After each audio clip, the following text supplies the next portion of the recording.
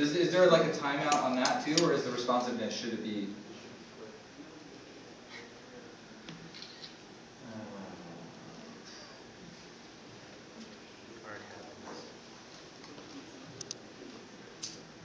My computer is just dying. I'm so bummed I have to cheat now. Oh, well, do you need a few minutes? We can do some questions while you all do how do you feel with it? Okay, no, there we go. Okay, sorry. Okay, so 17 years ago, I was in art school in San Francisco, and there was some discussion around like why all the attention to visual art? You know, why is visual art so special? You know, is there anything really different about that sense? There was a lot of writing about like, yeah, it's really, you know, it's like the windows to the soul. It is really important. It is really different. It's what makes us, you know, it gives us lots of different things.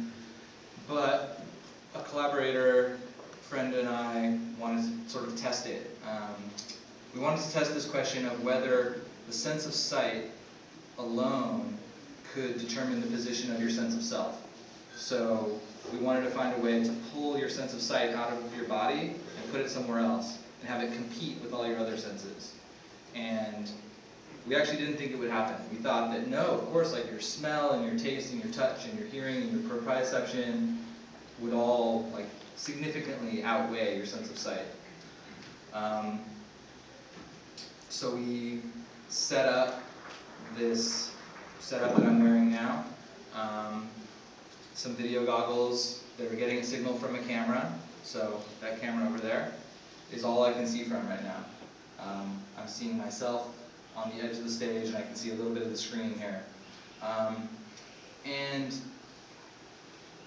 we set up an environment where we lived in a gallery space for a week under these conditions. We never took them off. We wanted to give ourselves the best possible chance because we were skeptical it would work at all. And it actually worked pretty well. Like easily within the first day, we were literally feeling like, you feel like you're living in a black room looking at a TV, and on the TV is a person that is responding, like kind of a puppet of you. You move your arm and he moves his arm. So it does depend a lot on the circumstances, the activities, how activated the other senses are.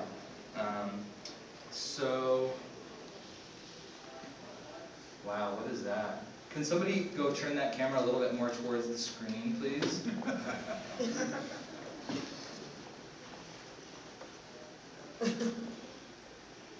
And maybe...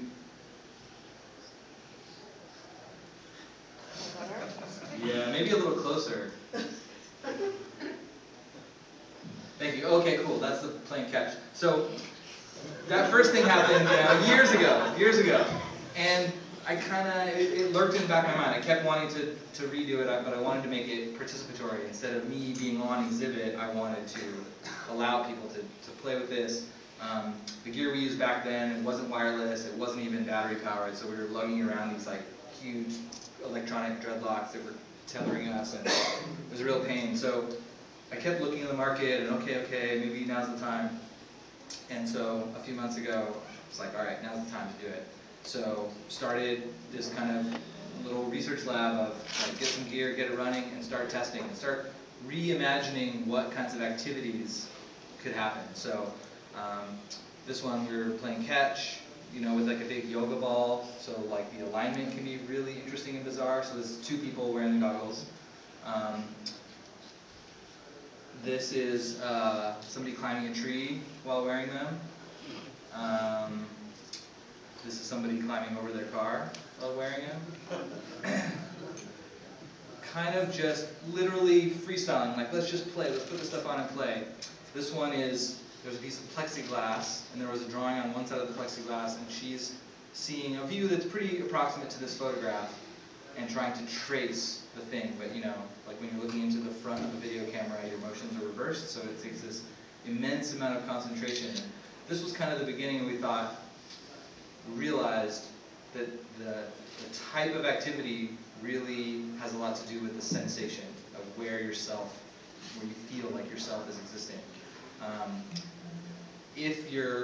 If it's incredibly, takes a lot of visual concentration you kind of tune out the rest of your senses and, you know, paying attention like moment by moment by moment and really being careful about what you're seeing. So something, what is that image? Oh, this is a maze, right? So this is something that we had set up a maze and thinking like, oh, the maze is perfect because there's no way you can do it from physical memory. You really have to watch which way you go, decide. Everybody's, you know, making completely wrong turns the whole time and setting up these little cheats. Some people would walk with like little tiny shuffling things. That was a pretty good tactic. And you know, some people just keep kind of doing this to figure out which way is left and right. But something like doing a hula hoop is the opposite. It's purely based on muscle memory. There's nothing visual about it. So while you can do that experience and it might look interesting to see yourself hula hooping, you're kind of cutting that experience off from its potential. This is a photo booth, so people wearing them inside of a photo booth. We tried a ping pong flip this. You can't see the ping pong here, but this is a new like hipster ping pong place in New York. And this is the proprietor there. So we tried ping pong, and it was impossible because the ball is so small and moving so fast. I mean, we spent an hour and maybe like hit one ball back. Totally impossible. Nobody even tried to do a cycle. And then everybody wants to play with the camera. Everybody wants to move the camera. Everybody wants to activate the camera. What is it like to see yourself from another person's perspective, not just this objectified, kind of static viewpoint? So we also, you know, we're just kind of dabbling and playing. What is it? These two people are seeing the exact same thing, staring at each other.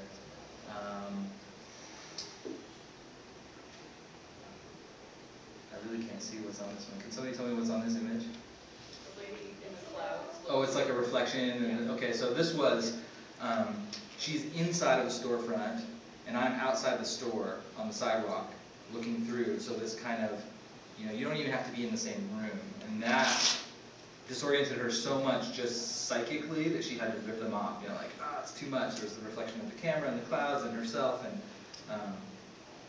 this real sense like you're looking at somebody else. And when you start, sometimes in the park, you know, if you're like moving the camera and you go through some long, tall grass, or you hold it up high and go through some low-hanging branches, people will completely freeze and like, hold on, you know.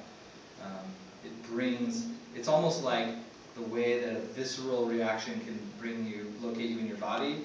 That kind of thing is a visual simulation of a visceral experience, but purely through the visual sense. So it pauses everybody.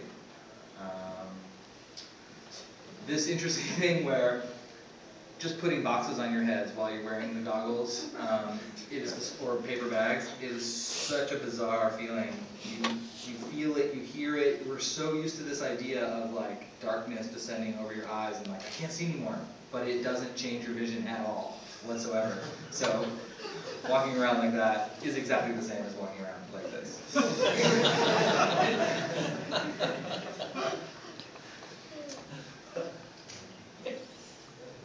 This, I also can't really see this one, I'm sorry.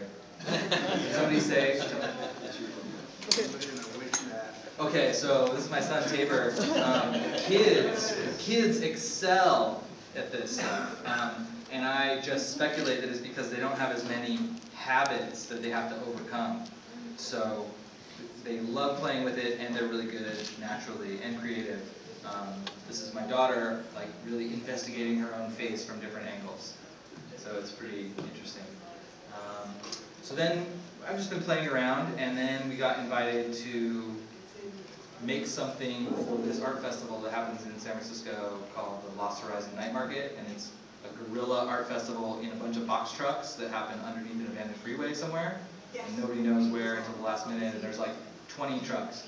And so we designed a game specifically to try to maximize throughput. You know, there was like 2,000 visitors to that night, and so we want to get as many as possible through there. And so we developed this kind of Connect 4 game with these cardboard boxes where you compete against somebody and you just have to stack the black or the white cubes in a way to get 4 in a row. And to also maximize throughput, we decided that taking turns was too slow, so it was like a race, just basically go nuts. And it got kind of wild. And some people really got rowdy, and it was pretty fun. So we had, over 100 games ran through that night, and videotaped them all, and we're posting them. Does that mean 3 minutes left? Does that mean 3 minutes left? Okay. Cool. Thank you.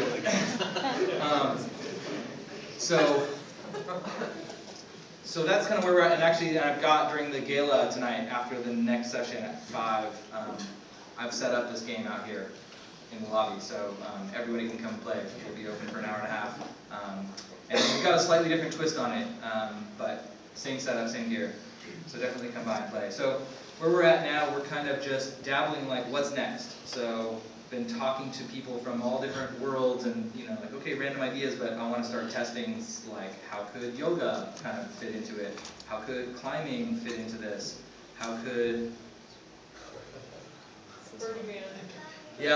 kind of playground, play equipment kind of stuff. Light painting,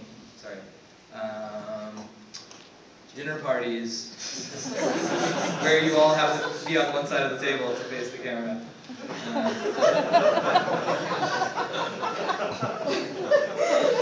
Skydiving. What is this one?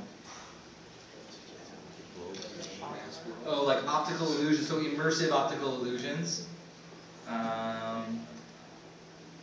Therapeutic, maybe this is like an example of like couples therapy, like, sort of being able to kind of get outside of yourself for people who have trouble like actually stepping outside of their own perspective. And then maybe that will lead to something that, we can't really show here. So, yeah, that's about it. I'm wrapping up. This is sort of, we're in the meditation phase, so, come play with us, get on the mailing list. That's it. I would love to collaborate and invite. The other part is kind of thinking of the lab like a place for artists to come who might have an idea of something to test out. So I'd love to collaborate and work together. So, yeah, that's about it.